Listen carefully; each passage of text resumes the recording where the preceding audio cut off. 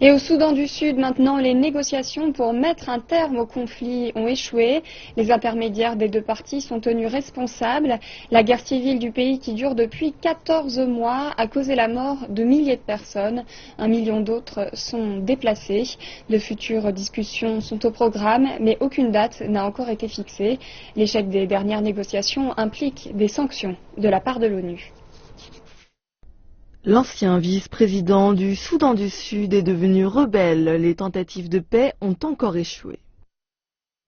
Nous voulons toujours négocier. Oui, nous le voulons. Merci. Des discussions ont eu lieu pendant les 13 mois de conflit. Ces 3 derniers jours, à Addis Abeba, Machar, chef des rebelles, a été présenté devant le président du Soudan du Sud, Salva Kiir. Personne ne souhaite lâcher du zeste pour partager le pouvoir. L'intermédiaire du chef de la région ne cache pas sa frustration. Le niveau de la perte de confiance et celui du manque de confiance entre les deux dirigeants est impensable. Ils n'ont pas été capables de passer à autre chose et à se pardonner, ainsi que d'excuser leur peuple en signant un accord pour rendre le pays pacifique.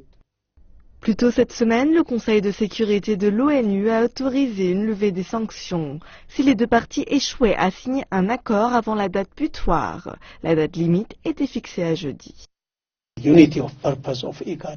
L'objectif de l'unité de l'IGAD est incroyable. Il faut qu'elle se démontre en action, tout comme l'Union africaine.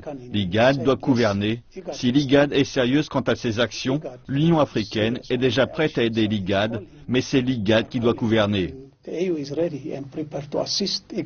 La Chine a également joué un important rôle dans la négociation de paix. Elle a publiquement appelé les deux parties à résoudre leurs différends. Ces derniers jours, le pays a envoyé des troupes en Soudan du Sud afin de protéger les civils et d'apporter une aide humanitaire.